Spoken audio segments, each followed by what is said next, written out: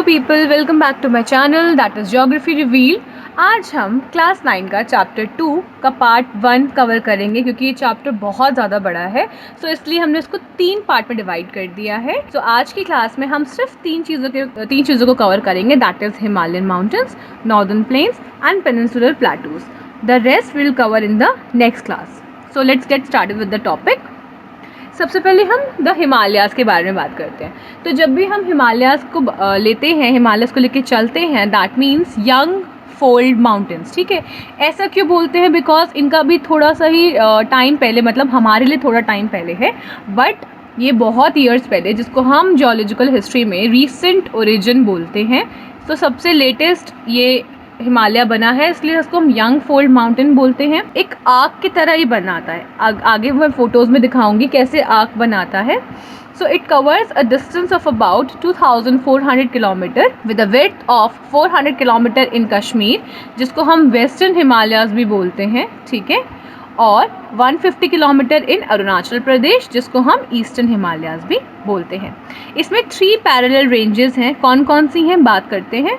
जैसे कि सबसे पहला है ग्रेटर हिमालयाज़। ग्रेटर हिमालयाज़ को हम इनर हिमालयाज़ भी बोलते हैं या फिर हम इसको हिमाद्री भी बोलते हैं। लॉफ्टीएस्ट पीक है इसमें सबसे ज़्यादा, क्योंकि सबसे ऊपर है ये, तो सबसे ज़्यादा हाइट्स इसी की हैं, जैसे कि average height of 6000 metres. It consist all prominent Himalayan peaks. Next बात करते हैं हम हिमाचल की या फिर लेसर हिमालयाज़ की। अब एक चीज़ देखो, सबसे पहले है आपका ग्रेटर। ठीक है, ग्रेटर के बाद क्या होगा? ऑब्वियसली लेसर होगा। ठीक है, लेसर के बाद हम आगे बात करेंगे, वो है शिवालिक्स। ठीक है, शिवालिक्स होते हैं। जब हम हिमाचल की बात करते हैं या लेसर हिमालय की बात करते हैं, it consist altitude of 3700 to 4500 metres and the average width of 50 kilometres. अगर मैं पिरपांजल रेंज की बात करूं तो सबसे लॉन्गेस्ट रेंज है, मोस्ट इंपॉर्टेंट रेंज है इस particular part of the Himalaya में। इसके अलावा धौलाधार रेंज, महाभारत रेंजेस भी इसी में आती हैं। कश्मीर, कांगड़ा, कुल्लू वैली, हिमाचल में ये सब आपकी यहीं पर आती हैं, राइट। ये देखो, ये है आपका वेस्टर्न हिमालय, ये है आपका ईस्टर्न हिमालय। तो हम इस तरह से इसको डिवाइड करते हैं, जैसा कि आप यहाँ पे देख रहे हो, क्योंकि ऑब्वियसली सबसे ऊंचा है, तो जो सबसे ज़्यादा लॉफ्टीएस्ट पीक्स हैं, ऊंची पीक्स हैं, वो आपकी यहीं पे लोकेटेड है।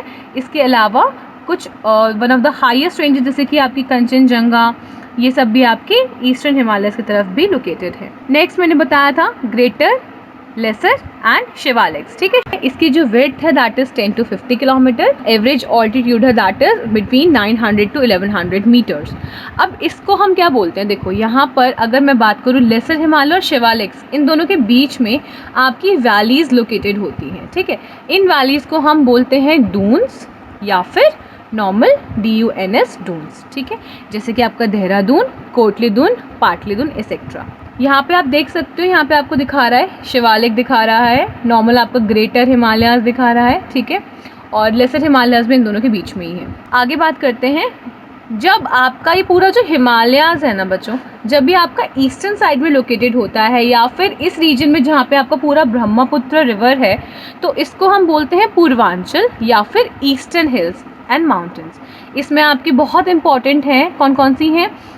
गारो, खासी, जेंशिया। ठीक है, गारो, खासी एंड जेंशिया। सो ये आपकी हिल्स हैं जो यहीं पर लोकेटेड हैं। ठीक है, इसके अलावा आपके पास मिज़ो हिल्स है, मणिपुर हिल्स है, नागा हिल्स है, पटकाई हिल्स है। अब आगे बात करते हैं, जैसे कि हमने बताया ग्रेटर, लेसर, शिवालिक्स, और शिवालिक्स के नीचे आपका है प्लेन्स, जिसको हम नॉर्दर्न प्लेन्स भी बोलते हैं।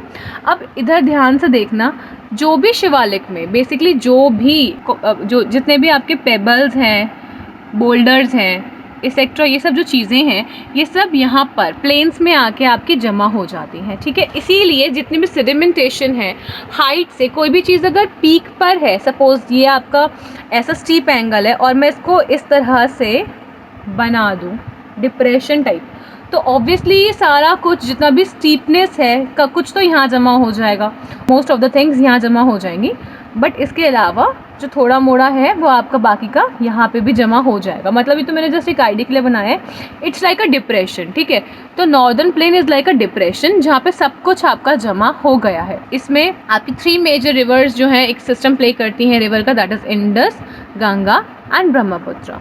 ठीक है। तो जैसे यहाँ पे लिखा है एलुवियल सारा का सारा आपके फुट हिल्स में जमा हो जाता है, शिवालिक्स की जिसको हम प्लेन्स बोलते हैं, और ये जो है 2400 किलोमीटर लॉन्ग है। इसके अलावा इसकी जो विड्थ है that is 240 to 320 kilometres, right. आगे बात करेंगे, इसमें कुछ इंपॉर्टेंट डेफिनेशंस हैं वो हम कवर कर लेते हैं। जैसे कि आपको ट्रिब्यूटरीज दिख रही हैं, ट्रिब्यूटरीज, डिस्ट्रीब्यूटरीज एंड डोर।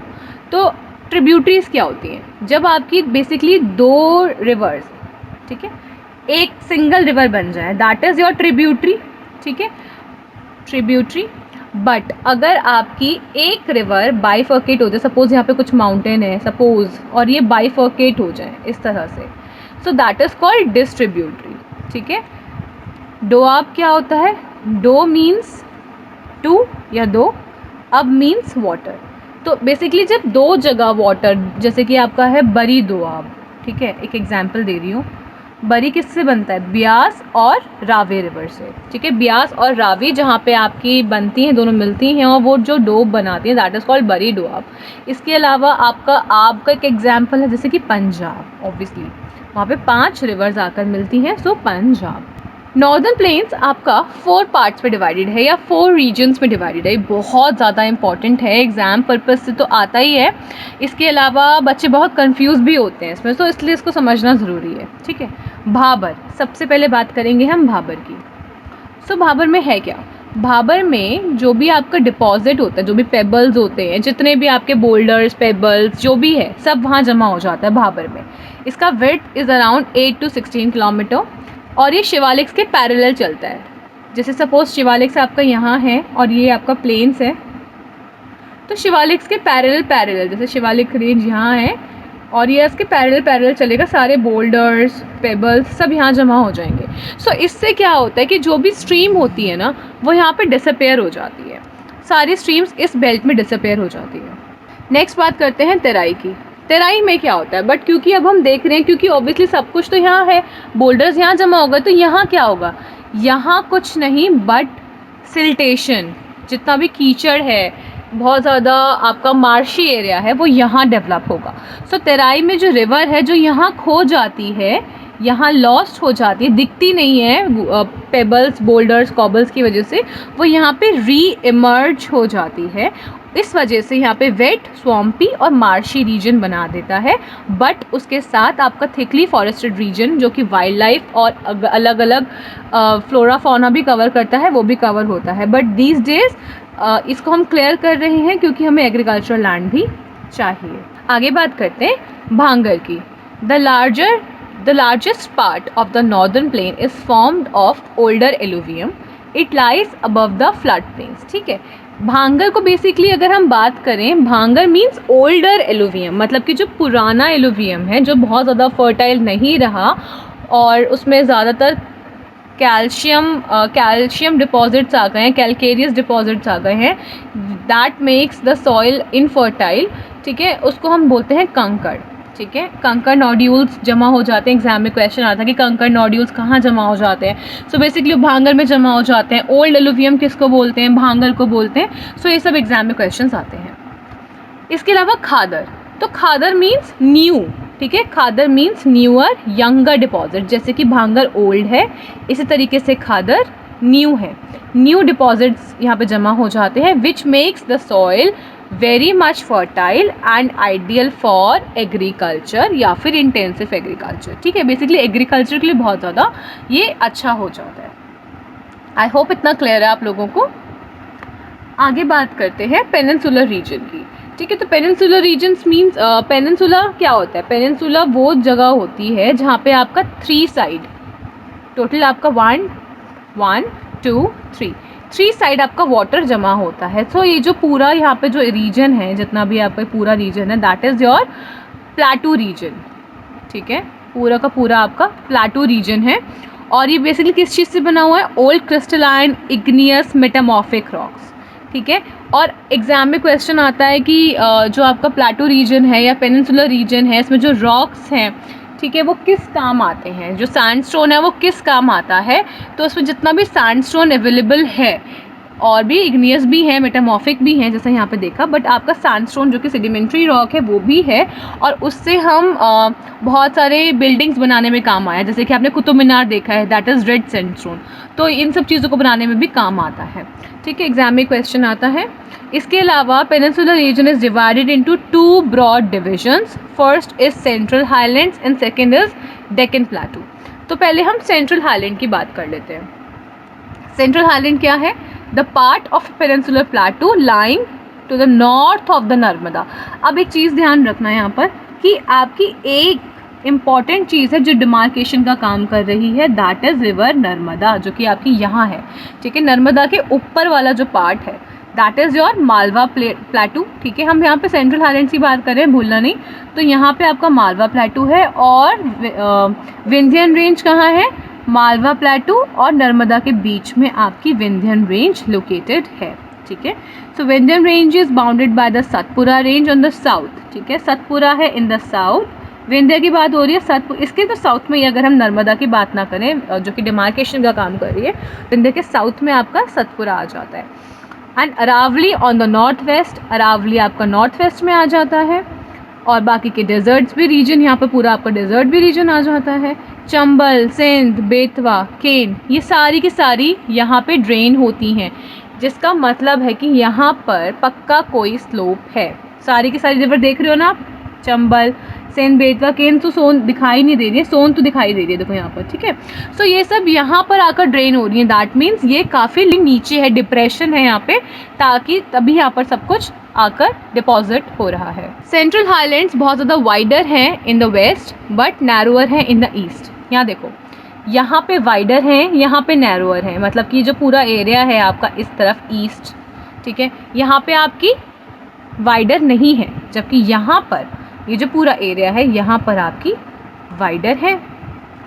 ठीक है, अगर हम इसको एक्सटेंड कर दें टूवर्ड्स ईस्ट तो हम बोलते हैं बुंदेलखंड एंड बागेलखंड रीजन, जितना भी आपका ईस्टवर्ड एक्सटेंशन है। नेक्स्ट बात करते हैं छोटा नागपुर प्लेटू। छोटा नागपुर प्लेटू भी इसी में कवर होता है, सेंट्रल हाईलैंड्स में ही कवर होता है। ये रहा आपका छोटा नागपुर प्लेटू, क्योंकि मैंने बताया था कि ईस्ट की तरफ इसकी लोअर हाइट है, यहाँ पे ज़्यादा हाइट नहीं है, इसीलिए यहाँ पर हम छोटा नागपुर प्लेटू की बात करें। छोटा नागपुर प्लेटू का बहुत ज़्यादा हाइट नहीं है, और बाकी यहाँ पे दामोदर रिवर है जो यहाँ के पूरे एरिया को ड्रेन करती है, जो कि मैप में नहीं दिख रहा है, आप लोग ढूंढ सकते हो खुद से। नेक्स्ट बात करते हैं डेक्कन प्लेटू की, बहुत इंपॉर्टेंट है, बहुत ज़्यादा इंपॉर्टेंट है। अब देखो क्या लिखा है यहाँ पर, Deccan प्लेटू is a triangular land mass that lies south of river Narmada. ठीक है, मैंने बोला था ना, एक और दूसरे कलर से दिखा रही हूँ, ध्यान देना, ग्रीन ले लेती हूँ। तो यहाँ पर आपका नर्मदा एक डिमार्केशन का काम कर रही है। नर्मदा के ऊपर वाला जो रीजन है that is your central region, central highland region. Narmada के साउथ में जो रीजन है that is your Deccan region, ध्यान देना। तो नर्मदा के साउथ में यहाँ पे क्या है आपकी अच्छा, तो नर्मदा के साउथ में है आपकी सतपुरा। ठीक है, सतपुरा है, इसके अलावा आपकी महादेव, कैमूर हिल्स, मैकाल हिल्स सब ईस्ट की तरफ जा रही हैं, ईस्ट की तरफ एक्सटेंशन हो रहा है उनका। डेक्कन प्लेटू जो है हायर है in the west and gentle slope है उसका ईस्टवर्ड, वही सेम जो ऊपर जो सेंट्रल हाईलैंड्स के साथ था सेम डेक्कन के साथ भी है। ठीक है, जैसे छत्तीसगढ़ भी is a part of Deccan plateau region. An extension of plateau is also visible in the north east. देखो यहाँ पर नॉर्थ ईस्ट की तरफ भी थोड़ा सा एक्सटेंशन जा रहा है, यहाँ पे पिक्चर में गायब है, इसको हम बोलते हैं नॉर्थ सिरकार। ठीक है, नॉर्थ सिरकार है, अपनी बुक्स में ध्यान से देखना।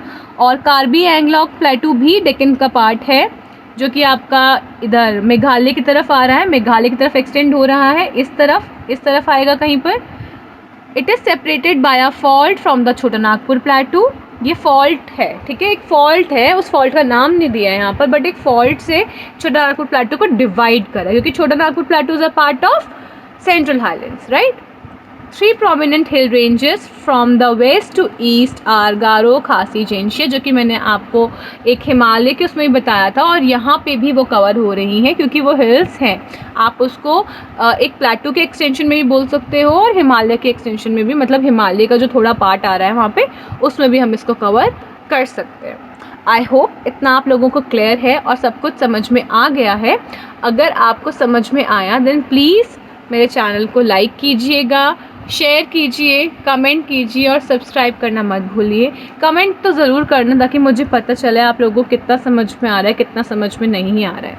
So thank you so much, मिलते हैं नेक्स्ट वीडियो में।